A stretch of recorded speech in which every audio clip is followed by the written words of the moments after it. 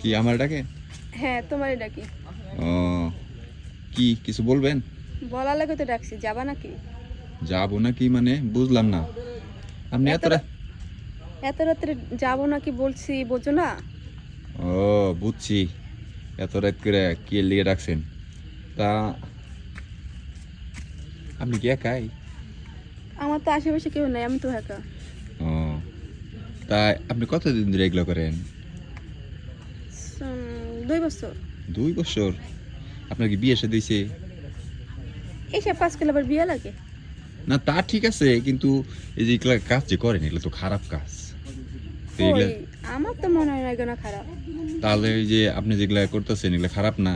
না, বিয়ে ছাড়া, স্বামী ছাড়া যদি একটা মানুষের সাথে থাকা হয় এটা খারাপ না? বিয়ে ছাড়া তো এটা একটা কাজ করা যায়, বিয়ের পর তো স্বামী লাগে যেটা করবো, বিয়ে আগে নাই সেটা করি, সমস্যা কি?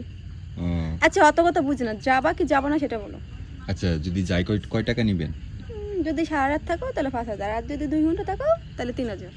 ও মানে 2 ঘন্টা থাকলে 3,000, হুম। আর সারা রাত থাকলে 5,000। 5,000। ও, আপনার এই থাকার জায়গা আছে ভালো? অবশ্যই, দেখো না আমার এটা আমার বাসা।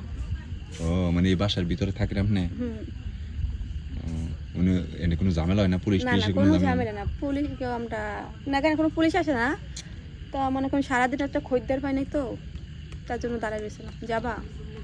আসলে হঠাৎ করে আমি আসছি তো এদিক দিয়ে, আমি তো এরকম কোনো প্রস্তুতি নিয়ে আসি নাই না, কিন্তু তারপরেও তো আপনারা দেখতে কিন্তু ভালোই লাগতেছে, অনেক সুন্দর স্মার্ট। আপনারা দেখলে যে কোনো ছেলেই পছন্দ করবো, কিন্তু আসলে আপনি এত সুন্দর চেহারা, কিন্তু আপনি এই কাজ করেন কেন? এত কথা ভাই ধুতেন না, গেলে যান, আর যদি না যান তাহলে তাহলে আপনি রাস্তায় আপনি যান, এত কথা বলেন না।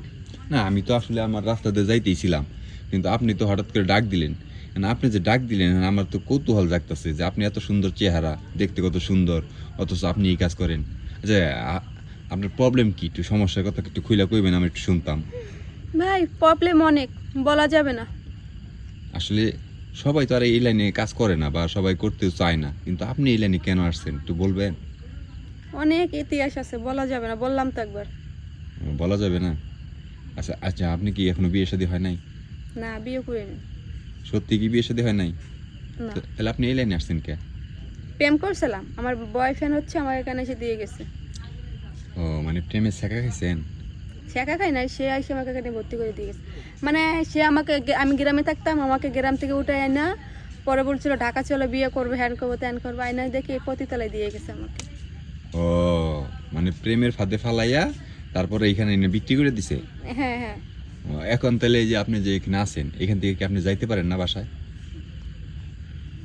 ইচ্ছা নাই, কারণ এখন তো বাড়িও যেতে পারবো না, কারণ এই মুখ নিয়ে তো বাপ মার সামনে দাঁড়ানো যাবে না। এটা অবশ্যই ঠিক, কারণ বাইরে থেকে মানে বাসা থেকে বাইরে আয় পড়ছেন একটা পোলার হাত ধরে।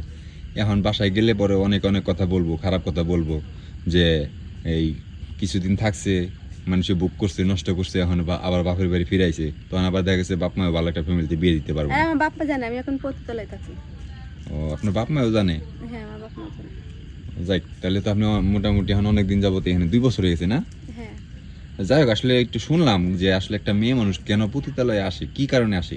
আসলে একটা মেয়ে মানুষ যে পতিতা হয় এটা তো মেয়ে মানুষের কোনো হাত নাই, একটা ছেলে মানুষই তাদের জীবনকে নষ্ট করে দেয়, তারপরে তারা কিন্তু পতিতালয়ের পথটা বাইছে নেয়। আসলে যাই হোক আফামনি, আপনি আমার ডাকছিলেন ঠিক আছে, কিন্তু আমার কাছে এতগুলো টাকা নাই, আপনার সাথে আমার যাওয়া হইব না, ঠিক আছে? কিন্তু আপনার জন্য আসলে আমার খুব খারাপ লাগতেছে। আচ্ছা ঠিক আছে ভাই, যদি না যেতে পারেন, টাকা না থাকে তাহলে যান। আচ্ছা ঠিক আছে, আপনি কি এখানে থাকেন সবসময়ই? হ্যাঁ, আমি এখানে সবসময় থাকি। আচ্ছা ঠিক আছে, যাই হোক আমি অনেক সময় আসে। আপনার নামটা কি জানি? আমার নাম হচ্ছে রিয়া। রিয়া না? রিয়া নাম বললেই আপনার ডেকে দিব? হ্যাঁ। আচ্ছা ঠিক আছে, তাহলে আমি অনেক সময় আসমুনি, আইসা আপনার কাছে আমি যাবো। হ্যাঁ, আচ্ছা ঠিক আছে। আপনার সাথে আমার অনেক কথা আছে। আচ্ছা ঠিক আছে। আচ্ছা, তো ভালো থাকেন। হ্যাঁ, আচ্ছা। আসি।